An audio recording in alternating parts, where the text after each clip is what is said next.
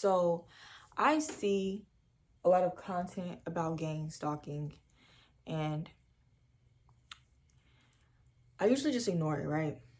But as of lately, I've started to like watch it just to see what people feel like gang stalking is, and to kind of just get into people's minds.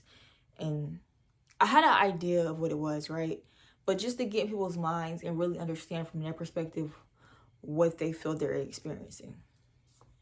Especially before I spoke on this topic, because I had thoughts about this topic before I really knew anything about it for real. So after I did my research and looked deeper into this, I feel that a lot of what people consider to be gang stalking is just people being jealous of you because you're willing to be yourself. You're willing to step outside the realm of normalcy and see what you like, right? And they're still scared to do that. A lot of the times, I believe that these people are just scared to express themselves, and you're not.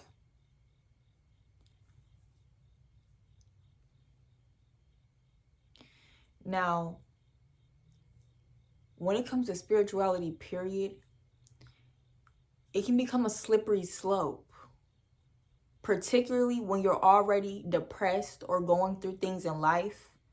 Particularly then, it becomes a slippery slope, and the line between spirituality and schizophrenia is very close, right? So when you start showing schizophrenic tendencies, you're going to be at risk of ruining your life. You're going to be at risk of making yourself homeless. Choosing to believe these narratives, you are running a risk to making yourself homeless.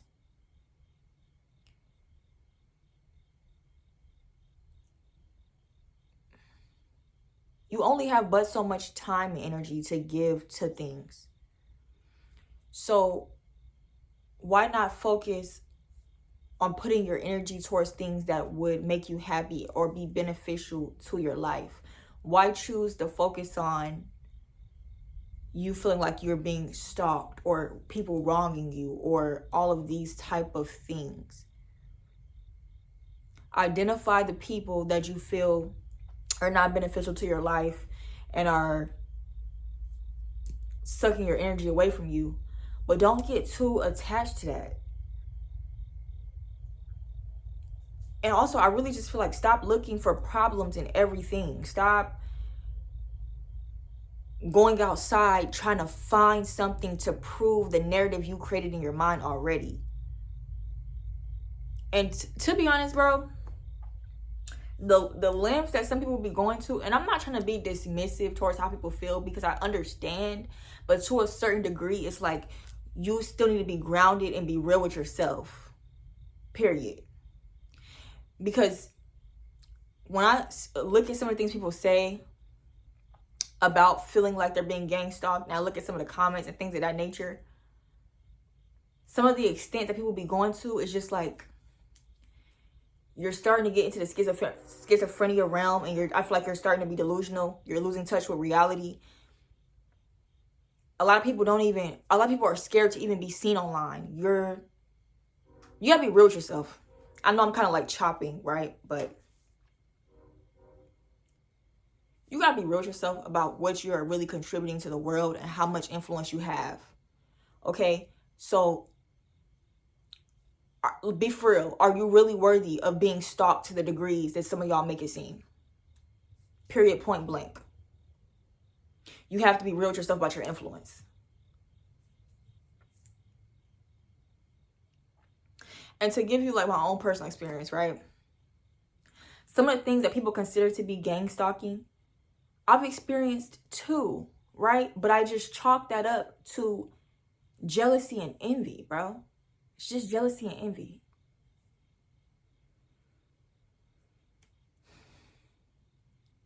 And even more than that, I'll say it's just people being uncertain of themselves. It's just people being uncertain of themselves. I live near a parking lot. So people could easily park in the parking lot. But yet they would still choose to park in front of the house or on the side of the house when there's a whole big parking lot they could park at, right? I could look at that and I could be like, they're gang stalking me. They're watching me. They're sitting outside my house watching me, right? But the way I see that is, of course, people want to be as close to my energy as possible,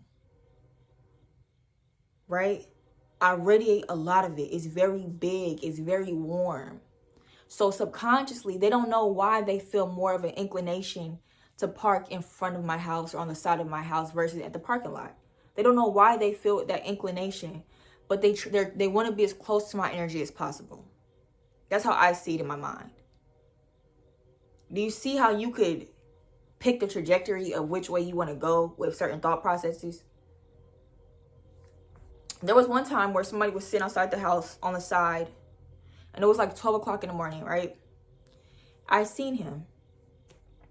And I thought it was kind of weird. I was a little suspicious, but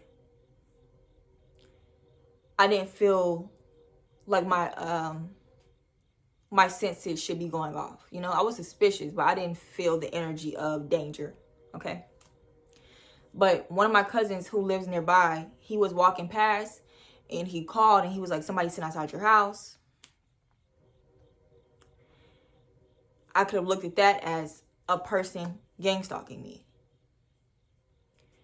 But that's not what I felt. That's not the energy that I felt from that person. I felt like that man was just stressed out. He had a lot going on in his own life. And he was just sitting there trying to get his thoughts together, get his mind together. Why he picked that spot, he probably didn't really know why he picked that spot. He felt a comfort in that spot. You see what I'm saying?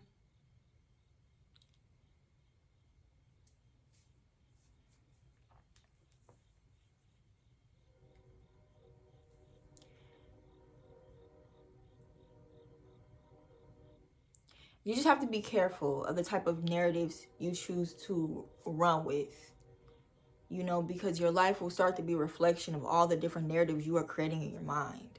So you might as well create ones that serve your benefit, serve you a purpose, instead of ones that will act against you.